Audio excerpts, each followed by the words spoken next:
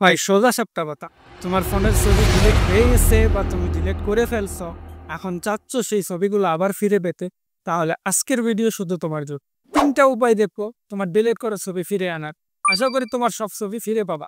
তো বন্ধ করে সব বাকওয়াস, চলো শুরু করা যাক ভিডিওর আসল কাজ। গুগলে গিয়ে সার্চ করো গুগল ফটোস লিখে, অ্যান্ড প্রথম ওয়েবসাইটটি ওপেন করে নাও। এবার বাম পাশে 3 লাইন এখানে ক্লিক করো। একটু নিচে এসে সেটিংয়ে ক্লিক করো। আবার একটু নিচে এসে সাজেশন এই লেখার ডান পাশে অ্যারো চিহ্নতে ক্লিক করো, অ্যান্ড নিচে আনসেভ ক্রিয়েশন থেকে ভিউয়ে ক্লিক করে দাও। তাহলে তোমার ডিলিট করা ছবি পেয়ে যাবা। যদি না পাও তাহলে ব্যাক আসো, অ্যান্ড আবার উপরে 3 লাইনে চলে আসো, অ্যান্ড উপরে এখানে এই আইকনে ক্লিক করো। এবার তুমি যে সময় ছবি ডিলিট করছিলা সেই সময় যে জিমেইল ছিল তোমার ফোনে, সেই জিমেইল সিলেক্ট করে নাও, অ্যান্ড এগেন সাজেশনস থেকে আনসেভ ক্রিয়েশন এখানে আসলে তোমাদের ডিলিট করা ছবি পেয়ে যাবা। তোমার ফোনের জিমেইল অ্যাপস ওপেন করে নাও, ডান পাশে উপরে জিমেইল আইকনে চলে আসো। এগেন তোমার যখন ছবি ডিলিট হয়েছিল সেই সময়কালের জিমেইল সিলেক্ট করে নাও, and manage your Google account এখানে ক্লিক করে দাও। এবার নিচে ডাটা অ্যান্ড প্রাইভেসি এখানে চলে আসো। এবার নিচে আসলে ডাউনলোড ইওর ডাটা নামে একটা অপশন পাবা, এখানে ক্লিক করো। তাহলে এখানে ডিফল্টভাবে তোমার ডাটা ফাইলগুলো সব সিলেক্ট হয়ে থাকবে। তুমি ডিসিলেক্ট অল এখানে ক্লিক করে সব ডিসিলেক্ট করে দেবা, কারণ আমরা শুধু ছবি বা ভিডিও ডাউনলোড করব। তার জন্য নিচে চলে আসো, অ্যান্ড গুগল ফটো এটা সিলেক্ট করে মাল্টিপল ফরম্যাট এটা ওকে করে দাও, অ্যান্ড একদম নিচে চলে যাও। এখান থেকে নেক্সট স্টেপে ক্লিক করো। এবার এখানে তোমার ডেস্টিনেশন চাইবে, তুমি কিসের মাধ্যমে ডাউনলোড করতে চাও, ইমেইল নাকি ড্রাইভ বা আরও 2-3টা আছে।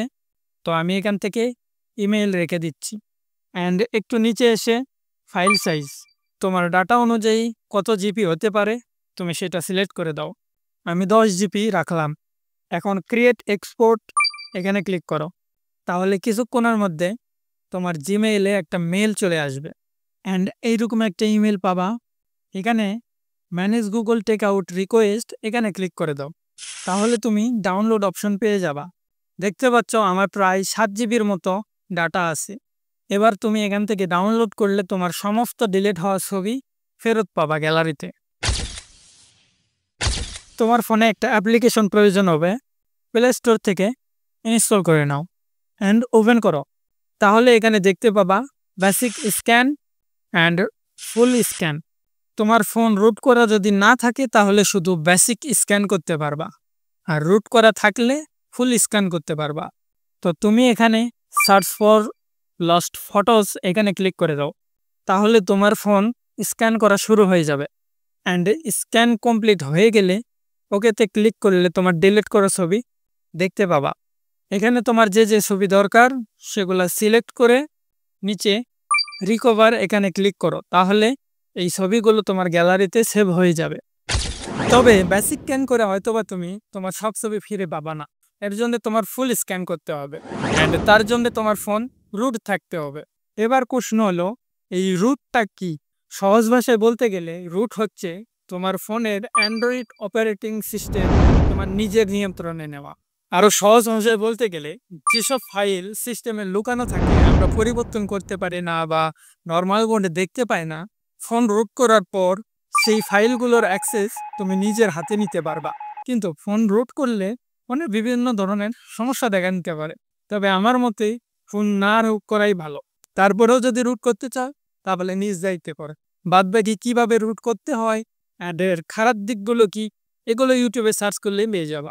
তো কমেন্ট করে জানাও তোমার ছবিগুলো ফিরে পেলে কি না, অ্যান্ড ভিডিও কাজে দিলে তোমার ফ্রেন্ডকে শেয়ার করে দাও। সাবস্ক্রাইব করে রাখো এমন হেল্পফুল ভিডিওর জন্য।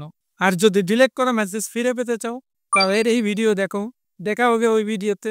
আল্লাহ হাফেজ।